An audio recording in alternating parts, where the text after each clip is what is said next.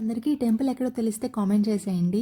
PS Banjara hills temple అయితే అసలు కానే కాదు. సో మీ అందరికీ తెలుసు కదా, నేను 7 శనివారాల వ్రతం అయితే చేస్తున్నానని. ఇది ఒక సాటర్డే అనమాట.